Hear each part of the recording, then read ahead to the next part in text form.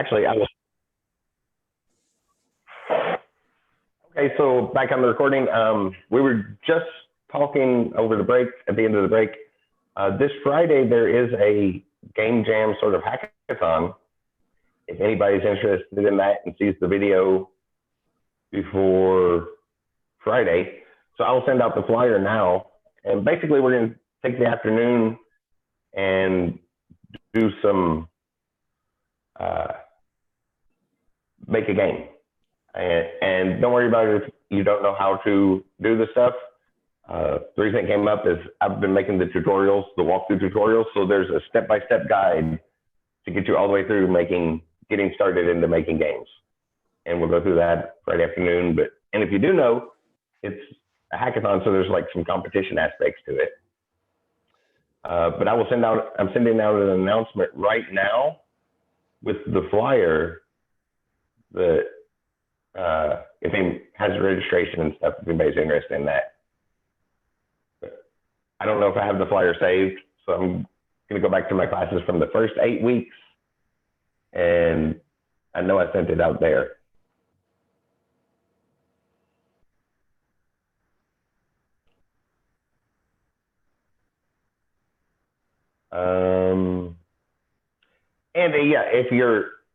If you're not able to make it Friday, I put the tutorial walkthrough together, but you're interested in getting into game development.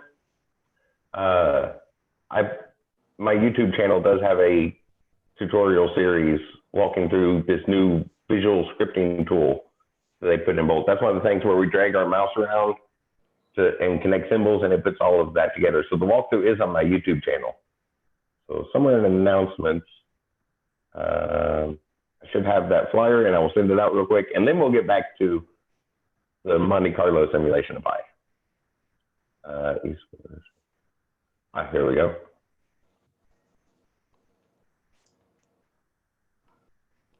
Yeah, I'm sure if I put my mind to it, I could probably come up with a better way to store stuff than in announcements in the previous course. Yeah, so there's a registration link right here in the flyer, but on this Friday, November 6th, from 12 to 5, we'll be gathering in the Zoom call and doing a little game jam hack. Spend a couple hours learning how to make a game. It should be a lot of fun. If you know how to make a game, it'd be a good competition. There's like 135 people registered. And if you're just interested in making a game, you can show up and learn how to make a game. Which class is this? This one.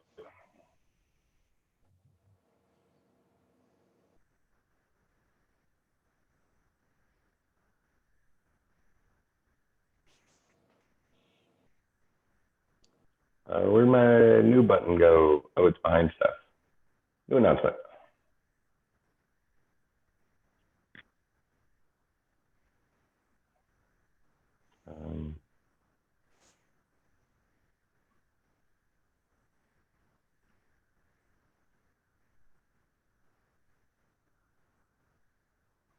Let's see, for anyone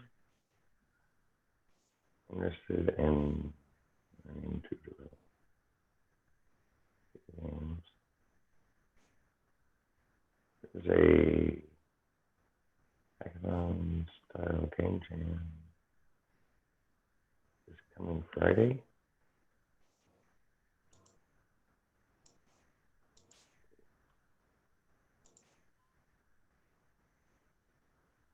The words got behind it would be learning how to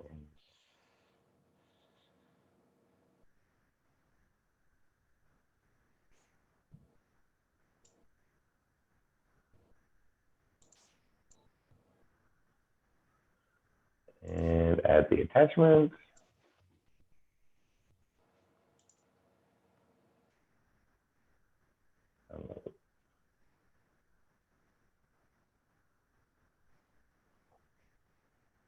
There we go. So in the announcements for this class, you will, you'll see the flyer for that, and it has the link to the registration. So that if you're interested in that, it can be a lot of fun. I think I have as much fun programming games as people have playing them. And that's why I really like programming. It's like a puzzle to solve, kind of like this, right? We have this question. I'm curious about the number pi. And there's a lot of formulas that we've been known over the years that can solve for pi. But most of them are kind of hard to work with. They end up being a lot of infinite series. Well, it's pi. Since back in the days of Greece, we know it's a number somewhere between 22/7 and 221/71. So we know it's a number that falls somewhere between those two fractions. But in ancient Greece, they were looking for the exact ratio because one of their core beliefs was everything could be said rationally. We know now it's an irrational number. The digits go on forever. So we have to actually calculate what it is. And there's been some formulas come up that we can use to get to it. So 2 over pi is a particularly messy one. So we take half the square root of 2 and then multiply it by the square root of 2 plus the square root of 2, half of that, and then keep adding this plus 2 under another square root sign. Then multiply that by 2 plus what we already had there, 2 plus the square root of 2, and over 2, and keep that pattern going forever. We'll get closer and closer to those infinite number of digits in this mysterious number that represents it. I'm just going to erase it. I was just using that as an example of a messy one. You can see how messy that gets just by the third term. And really, it's an infinite number of those. We just keep that pattern going forever. And the further we go, the more digits we get to the number 2 divided by pi. It's one way we have to find it. Another one that takes forever to get there, but is a little easier to work with, is we know that pi divided by 4 is what we get if we add up the fractions of all our odd numbers as denominators. So if we had 1 over 1 plus 1 over 3 plus 1 over 5 plus 1 over 7, and just always all of the odd numbers on the denominators, we get 1/4 of pi. It gets there very, very slowly, so we have a lot of numbers to work with, but it's easier, a little bit easier to work with than that first formula I drew up there. What's another one? One that gets there a lot quicker is we can take the infinite product. Well, I'm going to skip that symbol. We can multiply numbers together. And our pattern is we square a number and then divide it by the product of 1 less and 1 more.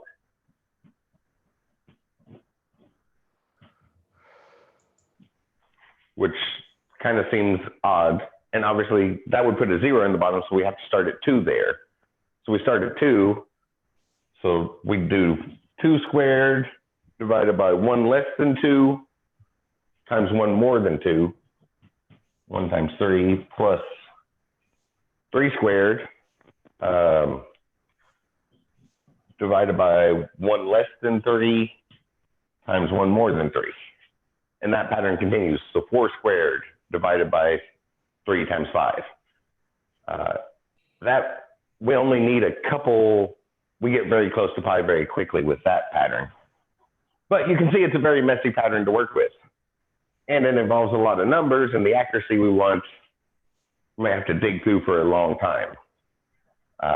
Some of the formulas we have to find that number that shows up in circles, but also it shows up interestingly in a lot of other places in the world. You have 2 objects and bouncing off a wall. So like a really big object and a really small object, and the bouncing off a wall. So like it hits the wall, small object hits the wall, comes back, hits the big object. back and forth between them. An interesting fact is the number of collisions, we can pull the value of pi right out of that. The distance that a river flows, that entire distance versus like the route the crow flies, the straight line distance the river covers, the number of pi often shows up in that. It's an interesting number, shows up in lots of places, so we want to work with that in our math. We want to be able to get to that. And like we just saw with those formulas, it's a mess. That's why we do things like this, see if we can find other ways to get it. Can we find it from probabilities, like gambling things? And that's what the Monte Carlo means. With gambling, we're usually considering probabilities. So can we look at some of our geometric shapes and come up with a way to pull pi out of probabilities from random selections? Because computers are really great at doing picking random numbers. Pseudo-random, there is no real random, but numbers that are scattered around enough that they're going to seem random for all intents and purposes. So with our pseudo-random numbers, we can pick those all day long, and we can do it lots and lots and lots of times. So can we come up with a probability that will give us pi from what we know about geometric shapes? And obviously, since I'm doing this in the example, the answer to that's yes. But what I wanted to kind of cover here was our problem solving steps.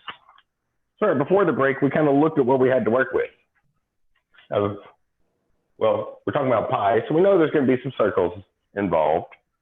So we'll start there, and we might need some other shapes because we're going to look at probabilities, like compare circles to one of our other shapes that we have here and try to pull pi out of it. So what we're going to use to do this is a circle and a square. If we put this circle inside of a square, that would be our first step. Does that look like something we could pull a probability out of? The chance something's in here versus the chance it's out here, inside the circle versus outside the circle, but still inside that square. So hopefully when I asked that question, the answer was yes. So we do have a probability there. So like our square, that's 100%, right? So we know if we pick a random point inside that square, there's a 100% chance that that point is inside the square. But there's also a chance that a random point inside of that square is inside of our circle. And if we take enough of those chances, enough of those odds, keep throwing points at those two shapes over and over and over again, we should be able to find pi somewhere in the comparison of the count we get, right? Like the number that end up in the circle compared to the total number of points that we threw at that square. By looking at areas, we should be able to pull pi out of there somewhere. So that's what we're going to do. That's the basic idea of analyzing this problem to get a solution. Okay, we have two areas, and we can make our outer area 100%. So just choose points that are inside of this square and count how many of them are inside the circle compared to the total number. We should be able to get pi out of that, hopefully. So with picking random points, we can go ahead and throw this on a graph, right? Y'all remember graphing from math class? We have our X and our Y axis, or maybe hopefully some from computer programming. We'll come back to graphing when we look at graphics. That's the same way we set up images on a screen.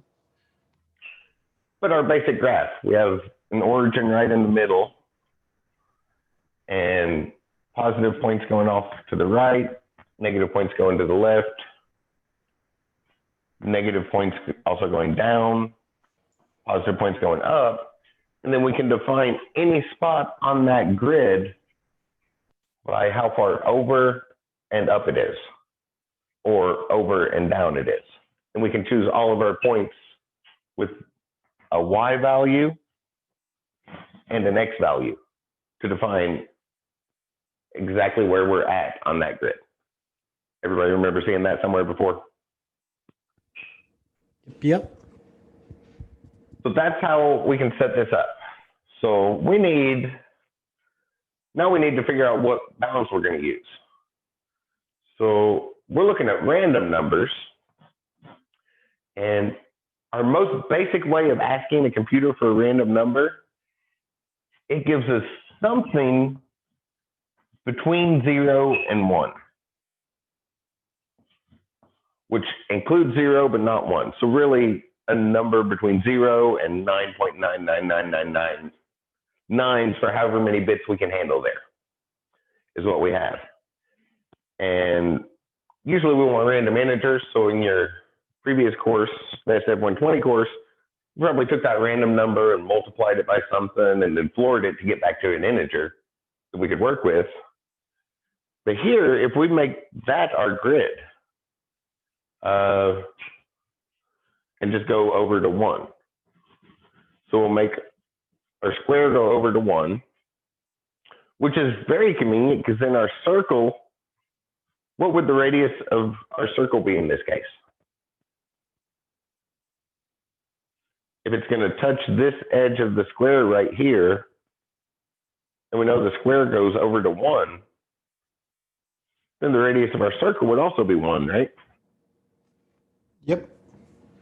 Which is really nice in math, because if we have ones in math, when we work with ones in math, that tends to make things easier.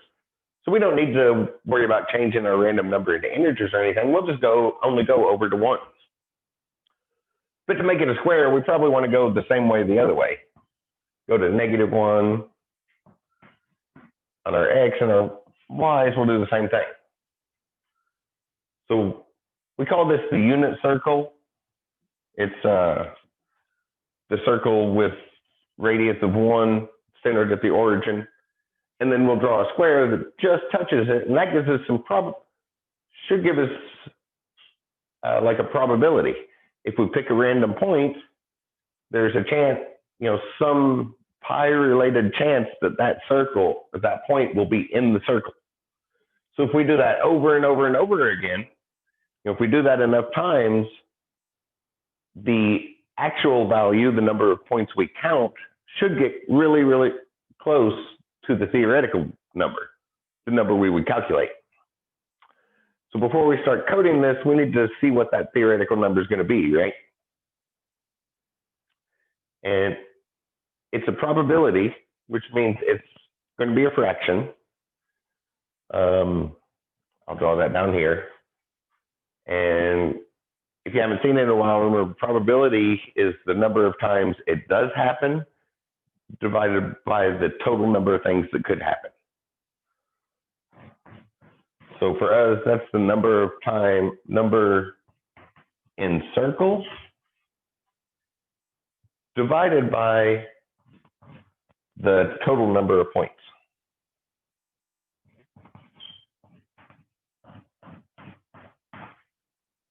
So however many points fall inside of our circle, and we'll divide that by the number of points we threw at our square, and that should give us a probability of something being in the circle, which would be our area formulas over here, right?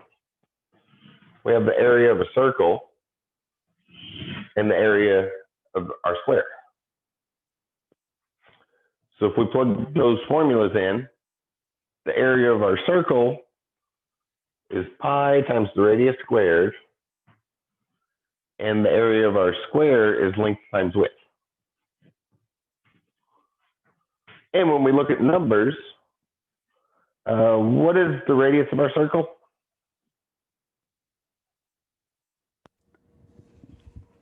I am terrible at math.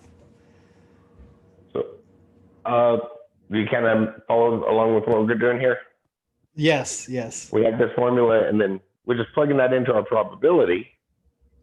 And then our radius was just 1, right? That way we could use the basic random numbers. So it'd be if radius 3.14 is, essentially. yeah, because then 1 squared is still 1. So the top here is always going to be pi. 1 times pi is still just pi. And then the other one would be 4. Yep, because if it's 1 this way, it's 2 the whole way. So 2 times 2 gives us 4. So the probability that a random point inside that square is also inside the circle would be 1/4 of pi. So that's our probability. So that gives us something we can find, because then if we just threw random points at this, counted up how many land in the circle and how many total we find, then 4 times that number should get us right back to pi. Got it. That makes sense?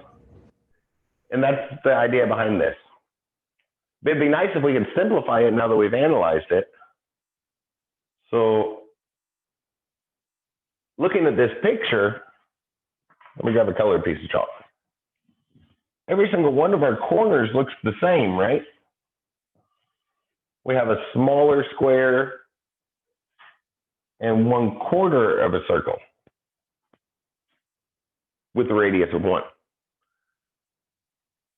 If we looked at just this one corner, would anything change? Would you basically divide both by 4, meaning you would have 4 divided by, or pi divided by 4? A fourth of pi, basically, would be the answer, Yes. right? Yes, but what you said at first, we'd divide both of them by 4. So we also need to divide that 4 by 4. Yeah. So we do get back to the same thing. Because our new area is 1/4 of pi. So pi. Oh yeah, I guess that's right. Yeah.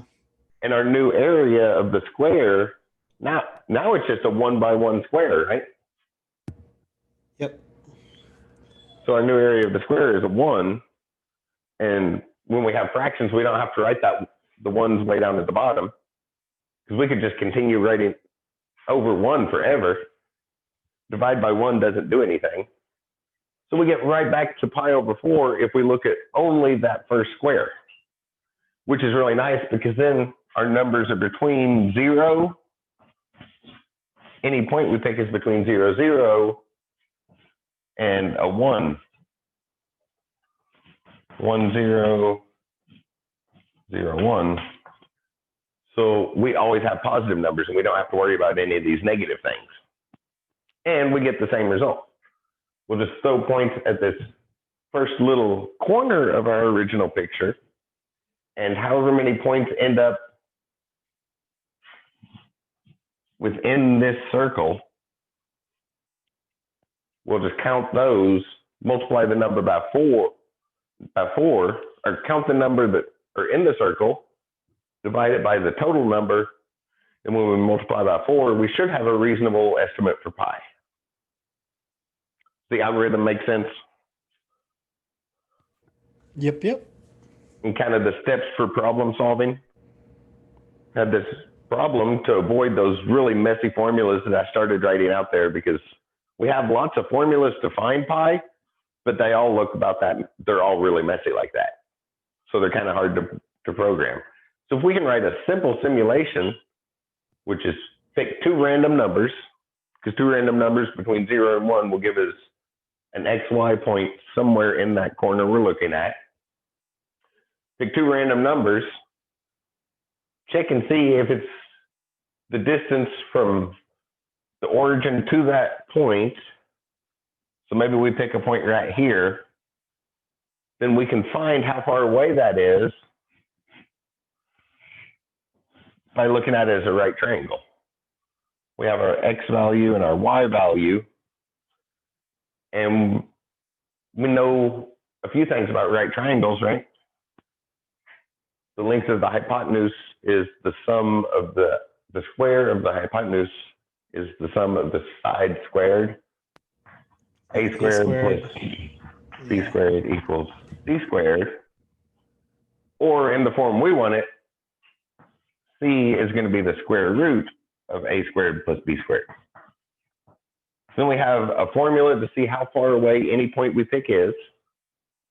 And then the stuff from the other day, if that is smaller than the radius, it's inside the circle. That's how we define a circle. If our radius is 1, this quarter circle is the line that's a distance of 1 away from that origin, away from our origin in every direction.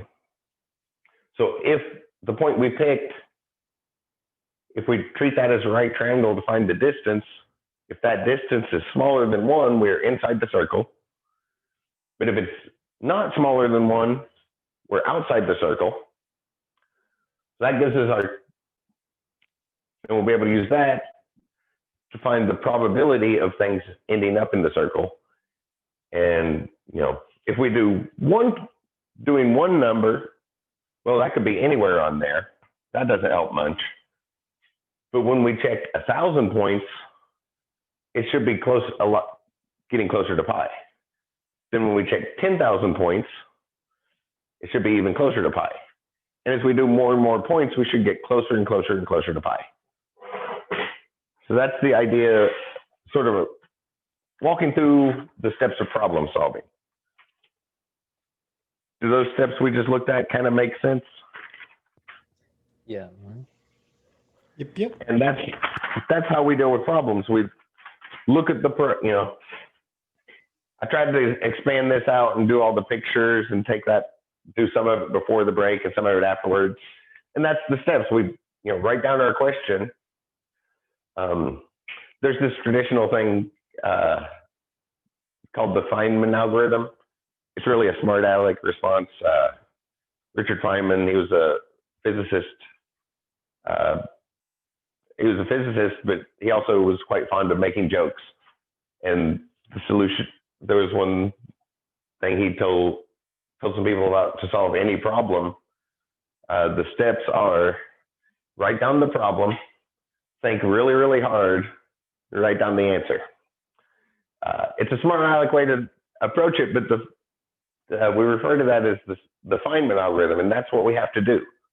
Write down what we're worried about, or think, look at our question, and then just start thinking, just jotting things down, drawing pictures, whatever it takes to find a conclusion. And obviously here, I already knew this, so we was kind of leading right to it. But not every path we try is going to work. Right? Sometimes we'll try something, it's not going to work, we go back and check something else. But eventually, we should be able to reach a solution by kind of following those steps. Just thinking about that, thinking about the problem, jot down everything you do know, and try to look at it from different angles and whatnot, whatever it takes to figure out a way to put it together. But that's the example I like to go over for problem solving. So now let's go put this together in Python just to see an example of our Python syntax again. And also I like that because it's a traditional example. And I think that's a very traditional example in computer science classes because the books always use such small examples, right? That's been going on since the beginning of computers. The textbooks always want to use small examples. So in lectures, I like to throw in more interesting examples that take a lot of pictures and messy formulas that get erased along the way and things like that. So I'm going to create a new file to write this in. I'll go ahead and save that.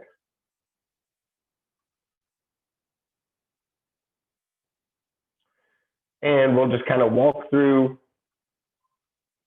Well, now we have to take that plan. We have a formula that will find this, sort of an algorithm put together. That's the messy part.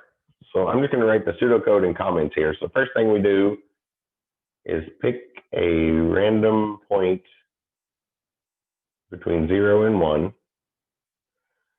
Then check distance from origin. If less than 1, inside circle, else, well, we only need the inside parts. Then odds of being in circle is pi divided by 4. So our final result, we'll just count the number that are in the circle, divide that by the total number. So number in circle, divide that by total number, and multiply that by 4. Array estimate. So that should give us a reasonable estimate for pi. So now we can kind of put this together. This we need to do lots and lots of times, right?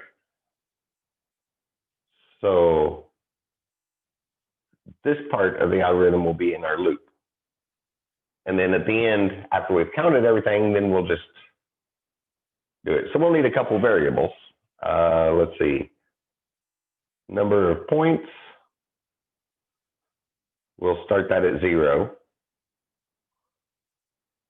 And then we're doing a simulation, so we're going to do that lots and lots of times. Number of runs. Oh, whoops. I'm going to make a slight change there if y'all were following along. Because remember, our weekly notation, I almost forgot for a second. Our weekly notation is juxtaposition. And I wrote that in camel case, which is just like juxtaposition, only we capitalize each word to separate them. So in juxtaposition, our required notation for this week, all those variables would be lowercase. So number of points will start at 0 because we haven't picked any yet. And to start with, we'll just go with 100 runs, and then we'll change that. Actually, we should probably do that as an input, right? That way it's easier to change at runtime. So input, how many runs? There's probably a much better prompt there. And the user will enter something, which we then need to turn into an integer. Then I'll cast that. So once again, that point I've expressed a couple times of working inside out. We don't see that when we're reading through the textbook because we're looking at finished examples, or we're looking up stuff online. We see the finished example, but our mind doesn't really work in the same order the computer needs this stuff to happen in.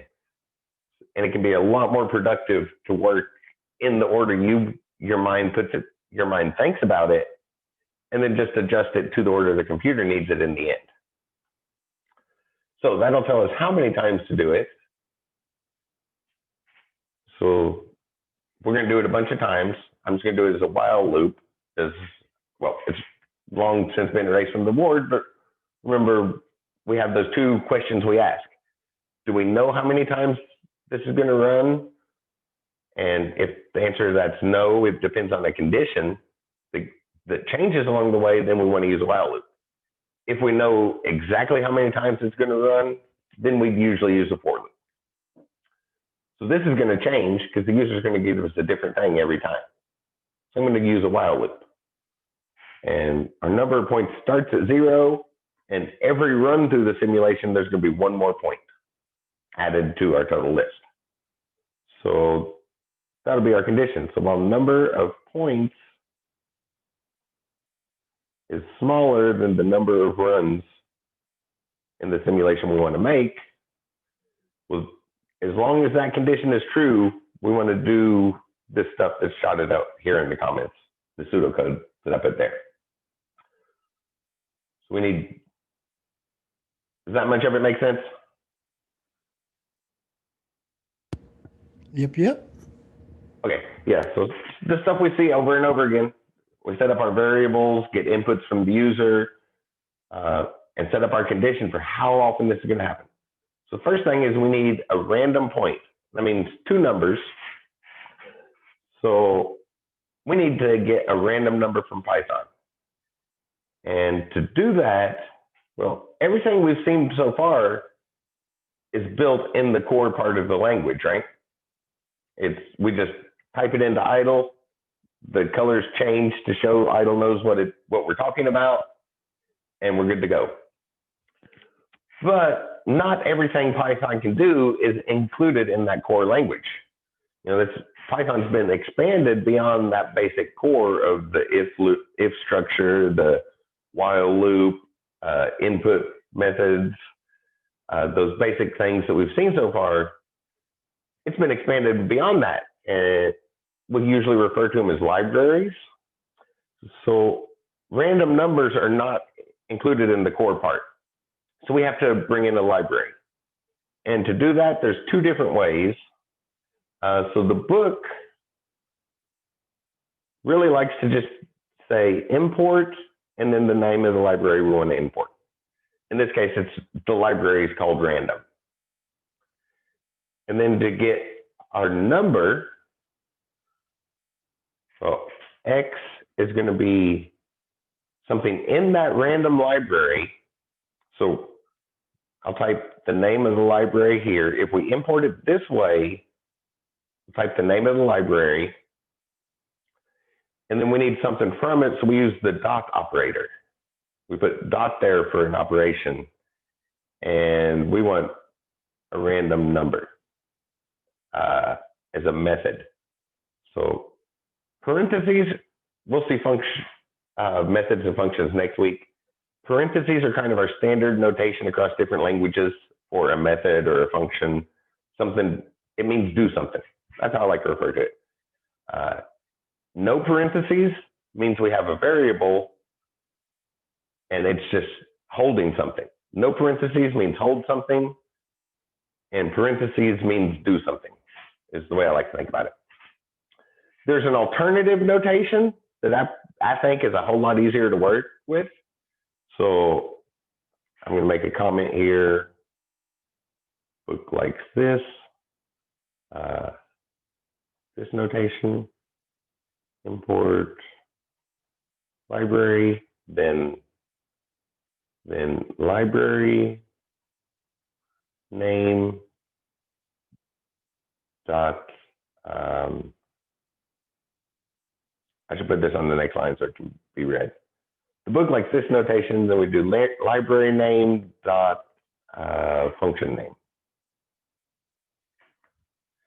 Something I think is a whole lot easier. So I'm going to come up here and comment this out. Whoops. And I'll add that other note here. Book likes this notation. Something I think is a whole lot easier is we can say from some library, import, and then just import the parts we want from it. So like an asterisk is the select all, the wildcard selector. Have all of y'all had database class, basic database class? No. Okay. For those who have had database structure, this should look very similar to your SQL statements. And that is not a coincidence. It's a little beyond the scope of what we're looking at right now, but if you're familiar with SQL, we can also import it in a way that looks like SQL statements. And if we do this, we can also say what we're going to call it. So like as r. So then down here, instead of saying random.random, well, we called that library r, so we could say r.random. Does that make sense as an alternative way? And what I think is a whole lot easier. Oh, did you say something, Jerry? I said, yeah, that makes sense. Okay, yeah. And what I think makes this one so much easier is that as r, giving it another reference is optional. So if we have a big, long, complicated name on our library, let me open that up. And so if I go here to here, users, and try to track down where I installed Python real quick. That's IPython. I think it's under app data. Yeah. Scroll through here to wherever Python's installed. Oh, it's not where I thought it was. I'll do this.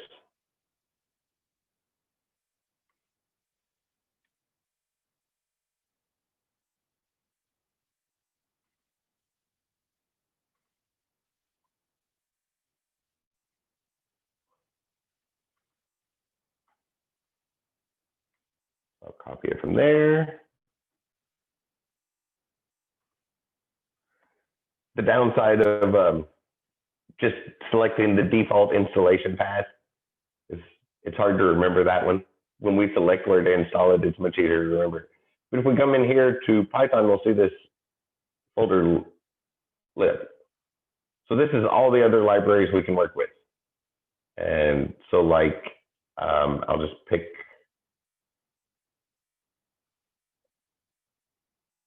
so like these folders are full of other libraries that we can import and things that have been written. Actually, what we'll see next week for the first time when we're looking at methods, these are just huge files of methods. So where's a calendar? So if I open this up,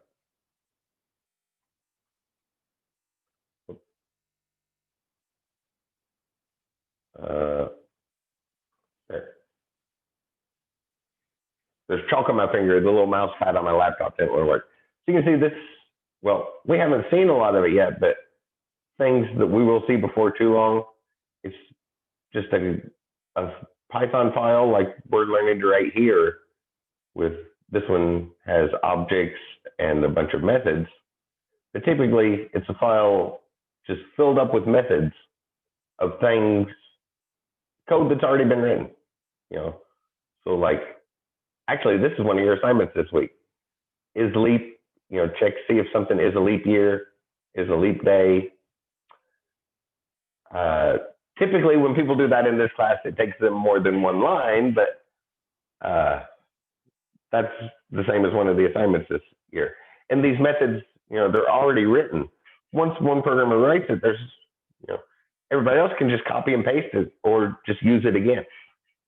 So that's what all these libraries, all these Python files in style with the language are.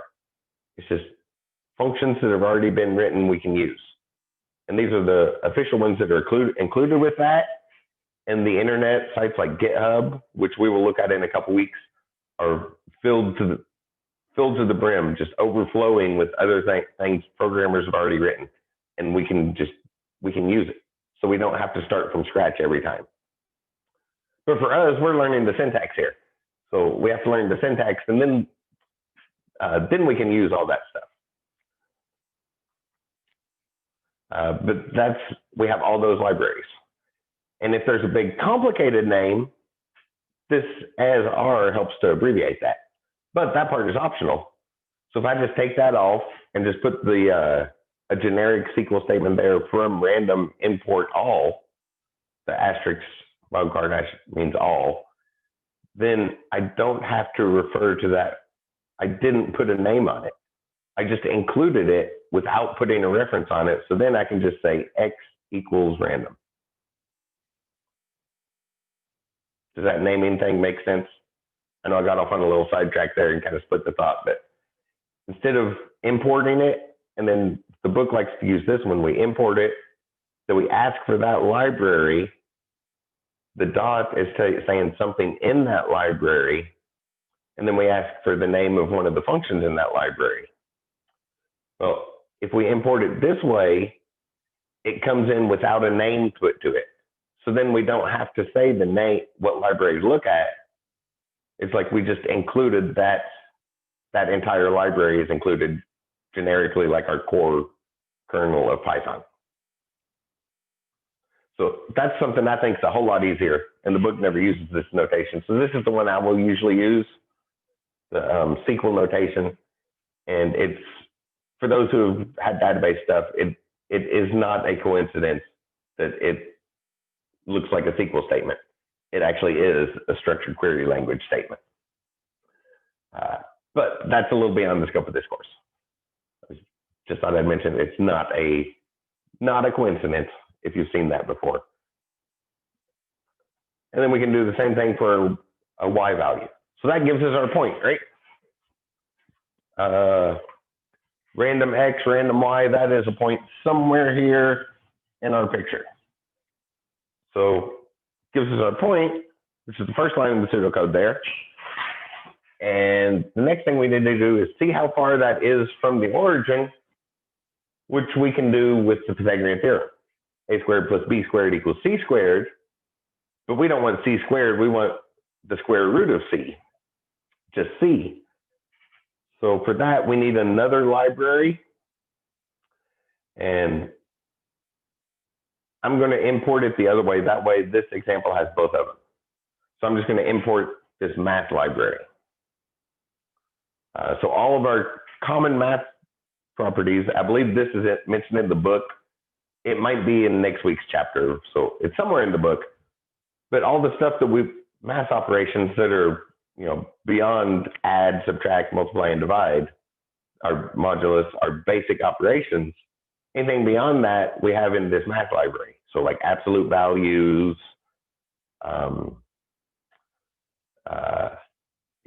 absolute values or square roots, the one we need now, and a whole lot of other things you would have heard about in your math class. They're built into this, all the trig functions for those who've had trigonometry. But then we can just find the distance by asking for the square root, which is in that math library. So distance equals, and I imported that, just the regular import, not the structured query type of import. So we have to take the name of the library, then the dot operator to say something out of the library. And here you can see the little prediction thing pulled up everything that's in there. So ceiling, that means if we have a floating point number, bring it up to the next integer. Some trig functions, cosine. So E, that's the number E, the number that defines its own rate of change. That's another one like pi, an irrational number that tends to show up all over the place in the real world. Check and see if things are infinite or finite, a whole bunch of other things, logarithms, a bunch of other ones, but somewhere down the list should see SQRT. That is the standard abbreviation for square root. Pretty much all of our languages have SQRT to get to square root. So math.square root, and then in parentheses, we'll put the thing we want the square root of, which is the Pythagorean theorem with, if we look at this right triangle, one of those legs is our x value, and one of them is our y value. So we need the square root of x squared, which to do that, use two multiplication symbols. So x raised to the second power plus y raised to the second power. And sometimes you will see, if you're looking at just random references while you're working through your homework, kind of check things to see examples, you'll see the exponents wrote with the caret operator. For our class here, please use the two asterisk symbol. The caret isn't really an exponent. That's just, it just so happens that if we do the XOR operation on binary numbers, something about the way that things line up, we get exponents from it, which is an interesting thing, but this is our actual exponent operation. So please use this if you need an exponent on your homework. That gives us our distance, and then we can just, we're checking from the origin. We made everything nice and centered. That way one of our numbers is 0, but if we were somewhere else on our circle, the actual distance would be that minus whatever we're looking at, minus the other. So the difference of those points, so like x1 minus x2 squared and y1 minus y2 squared. But here one of our xy points is 0, 0. So we don't have to do that subtraction. That tells us how far that point is from the number. So then we can do the stuff from the other day. if distance is less than 1, we are inside the circle, right? So We'll create another counter up here to keep track of inside and outside the circle. So I'll call it inside circle and start it at 0. So if we're less than 1, an inside circle plus equals 1. And that's another one of those that I keep pausing to point out. My mind doesn't put this together in the same way the computer needs it in. So there's a lot of back and forth. Just had some pseudocode there and just started typing it up. And down here, I realized, I need another variable.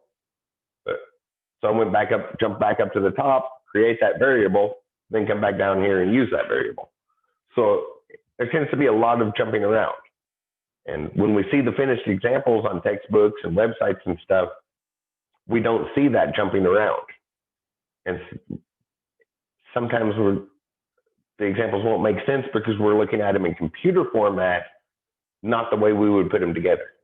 So make sure you slow down, take your time when you're reading the examples in the book, and think about that jumping around stuff as far as like the way your mind actually works in order to get the most out of it.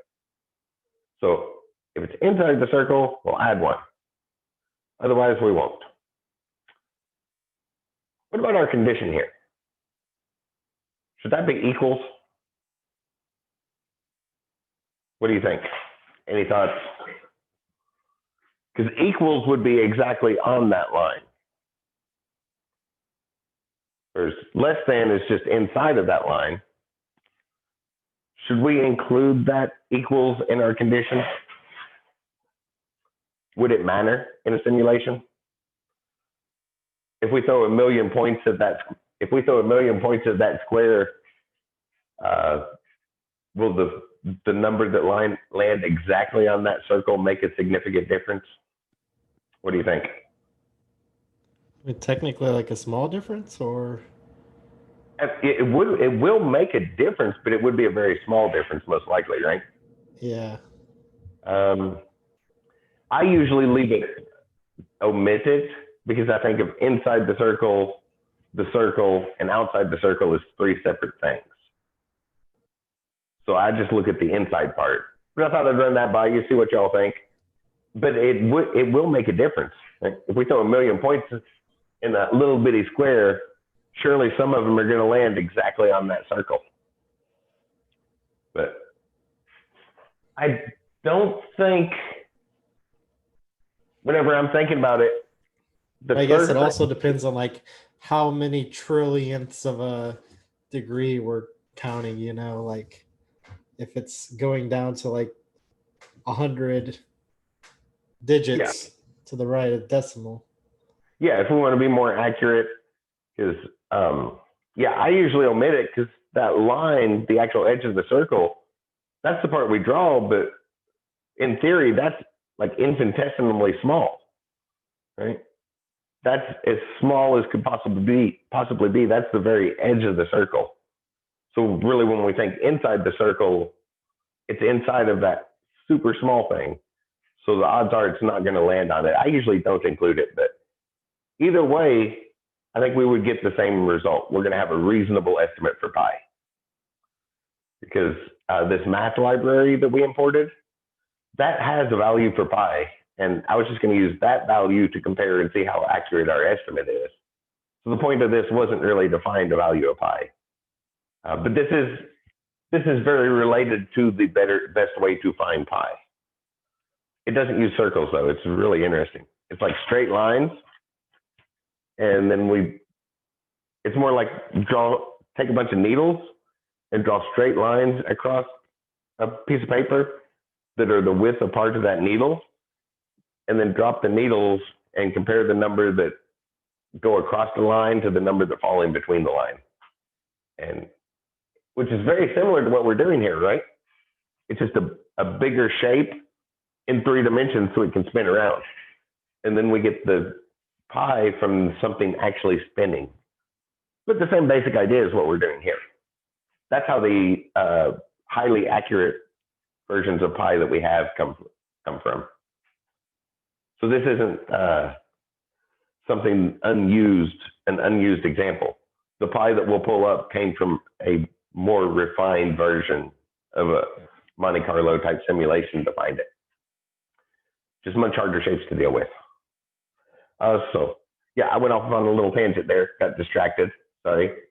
So where are we at? So we checked, if it's bigger than 1, oh, and that gets us our circle. And anything else we need to do inside this loop?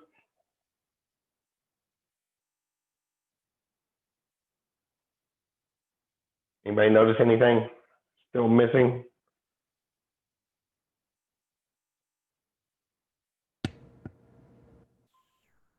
Not sure. So if we look at our condition, we're going to go until as long as number of points is less than the number of runs. Number of runs we get from the user, but the first time through our number of points is 0, right? So we have to measure. We want to keep adjusting that number of points. So anytime we do a while loop, anytime I'm working with a while loop, make sure something from your condition gets addressed inside that while loop, so you do eventually exit. Like number of points plus number of points plus 1. Yep. I was gonna say I don't remember the exact calculation, but number of points equals what was already stored in number of points plus 1 more, and that way it eventually matches the number of runs. And that happens so much we have an abbreviation. So we can do our increment operation. So plus equals 1. Ah, yes, I remember that command now. That is a short, and we have that for all of our operations. We can do multiply equals, divide equals, modulus equals, exponent equals. All of our basic operations, we have that assignment operator for, I'll write NOF here, or NOP to abbreviate it. Because that's something that happens a whole lot. And yeah, just remember, your condition for the while loop must be addressed inside that while loop as well. That way it eventually ends and you don't enter an infinite loop. So if we do that 1,000 times, that'll give us some empirical value of the number of points that land inside there. And as we get more and more runs, that empirical value should get closer and closer to the theoretical value. And the theoretical value is 1/4 of pi. So after we've done all those runs, we want to do this little bit of math here. So we'll say estimate for pi equals the number of points inside circle. So we counted all the ones, if they were inside the circle, we counted them. And then we'll divide by our number of points, because every time through we're adding 1 more to that. We add whether it was inside the circle or not. And whatever number that gives us, we'll multiply by 4. And then that should give us a reasonable estimate for pi. So we can just print it out. Print our estimate for pi is plus estimate for pi.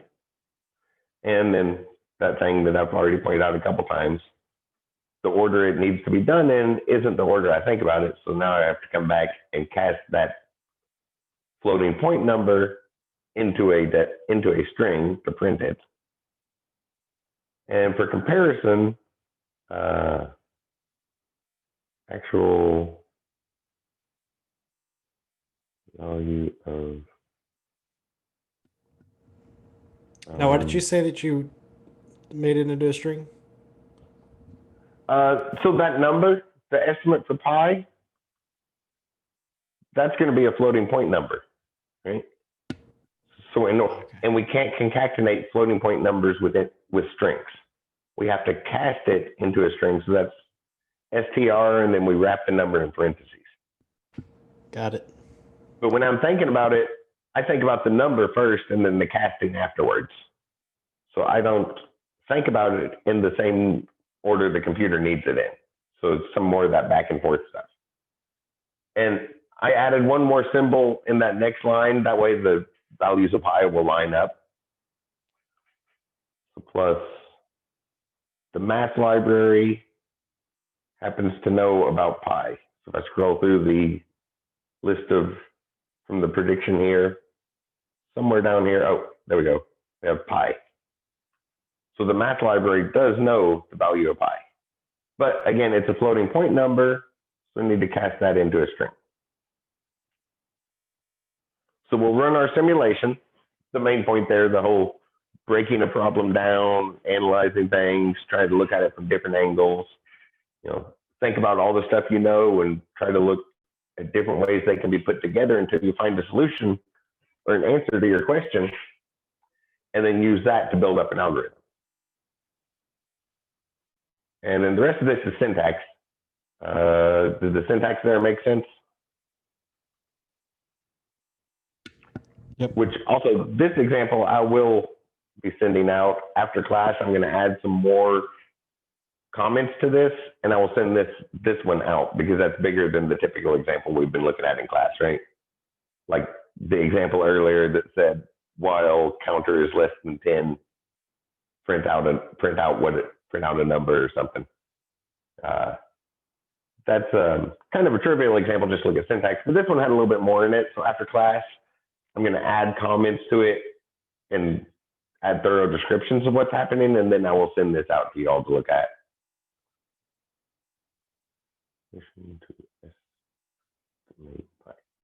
So I better put a really good name on it. But does all that make sense? The syntax and building up to it, kind of? Yep. So let's run this and see if I made any mistakes because I was talking and typing at the same time. So how many times start? So let's start with a low number. You know, if we were doing this, a human doing this 10 times would be a lot, right? To do all that math 10 times, that's going to take us half the day. 3.6. Oh, I probably could have used another symbol there. Is there another way I could make that line up better without the minus sign there?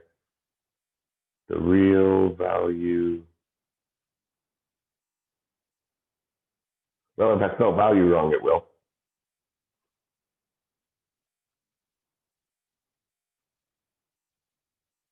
The stored value. There we go. That's going to line up. So that's another thing. I wanted those two numbers to line up, right? But they both have labels on them. So it took, just sometimes there's trial and error.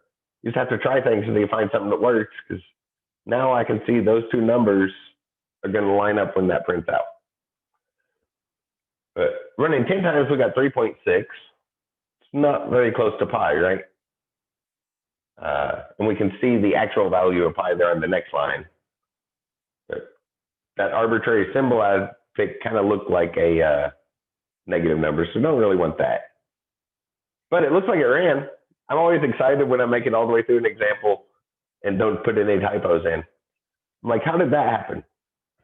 If I'm just sitting around writing code without talking and focused solely on typing, I make typos all the time. And here I just was talking the whole time I was typing and got that to work. So how many runs should we check this time? Remember throw out a number? 20. 20? So doubling our number. Well, that time we got a little further away, right? 3.8. The first time was closer to pi. And that's the thing about the probability simulations is we need a lot of runs before we can really start to, before it really gets towards that number. I don't have much room up here on the board, but maybe I can write it down here. So maybe on a small graph, can you all see that? Well, Yep. I'll draw it on the screen. So I see what you're screen. saying. So basically, the idea that if we, if you run it like 10,000 times, it's on average, it should be close to pi. Yeah, exactly.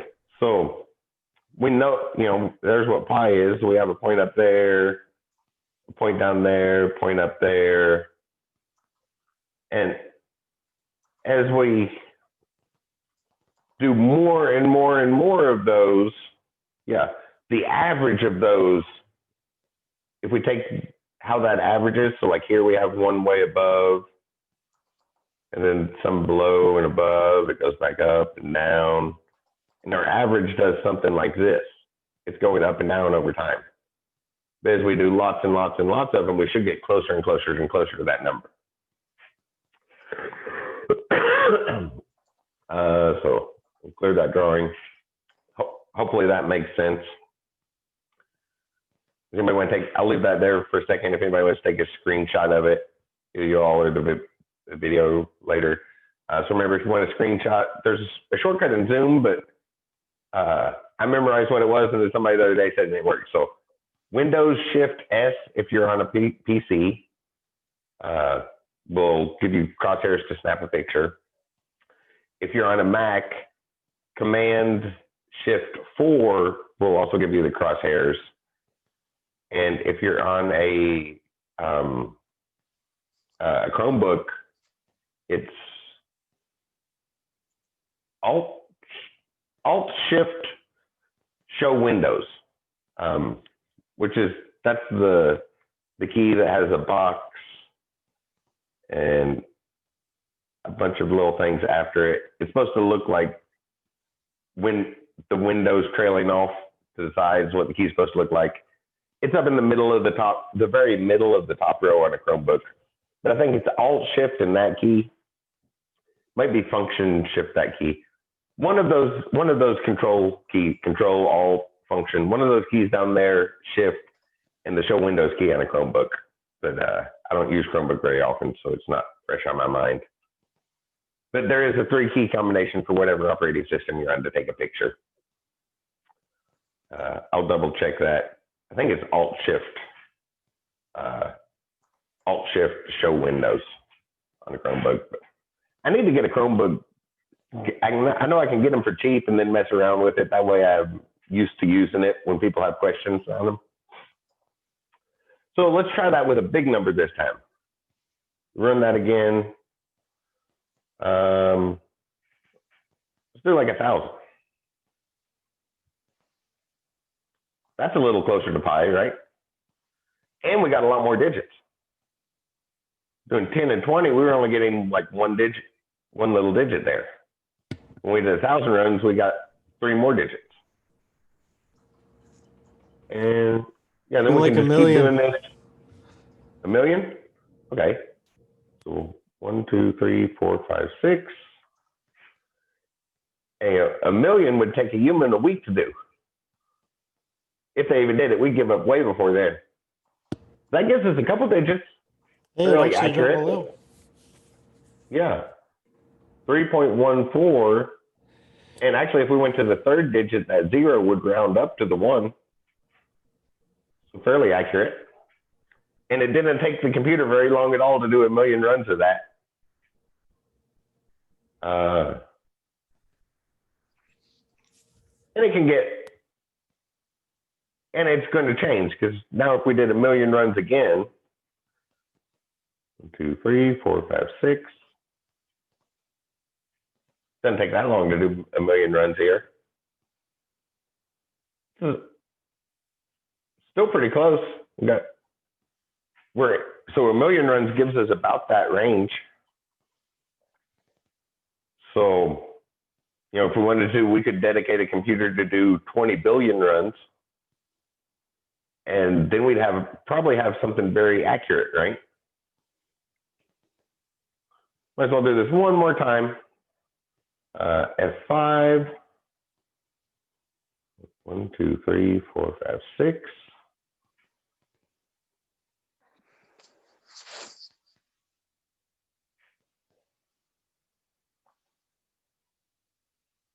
And once again, we're pretty close to pi.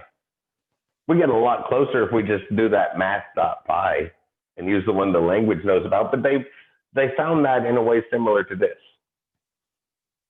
They just calculated what it was and stored that value in there. I think I mentioned it the other day. Notice how our shell filled up very quickly there. There's not a good way to clear that. So if you need to clear it, just close it and then run the program again. It will reopen the shell.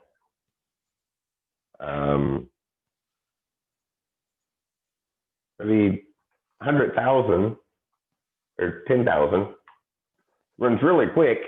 It gives us a couple digits accuracy. But the main point there was the algorithms and stuff. Does everything on that make sense? Anybody have any questions about those things and our Python syntax? Nope. No.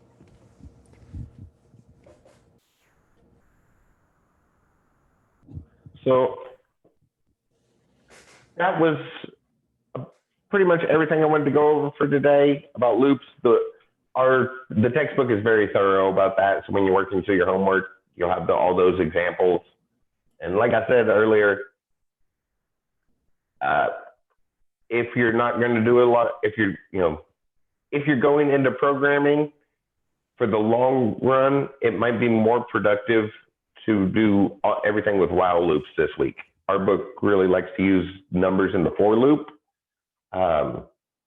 which I'm worried might confuse something later, like way down the road, but like not later in this class, but the people getting the software development degrees.